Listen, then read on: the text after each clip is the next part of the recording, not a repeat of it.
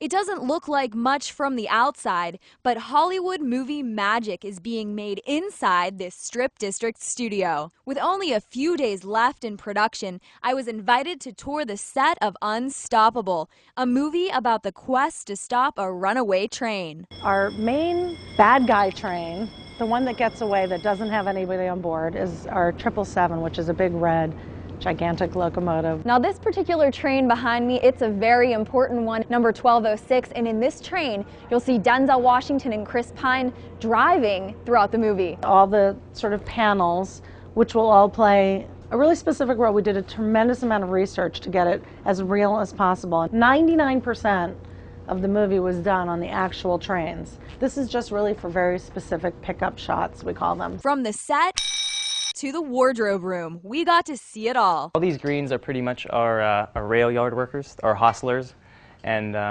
they're actually welders' jackets and welders' outfits, but we have everyone dressing people in flannels, dressing people in work pants, dressing people in, you know, just workwear, Carhartt gear, this and that, you know. These are pretty much brand new stuff, but they age them so it looks a lot older. Tony and Terry are both from the South Hills, and they weren't the only Pittsburghers working on the movie. Julie said she's impressed with what the city has to offer. It's just been a great resource and great crew base and everything that you could look for, so I think it'll start to really boom in that area. Rosario Dawson, Unstoppable's female lead, has also enjoyed her time here. I ended up going to the Warhol Museum last Friday and having a glass of wine downstairs and checking out the whole Shepherd Ferry exhibit that's there, as well as all the Warhol stuff, and it's just been, you know, great restaurants, going to Kaya and everything, and I don't know, I've liked it a lot. I meant to go see a play, which I missed, unfortunately, but I did go to the Flyers Penguins game yesterday, which was pretty fabulous.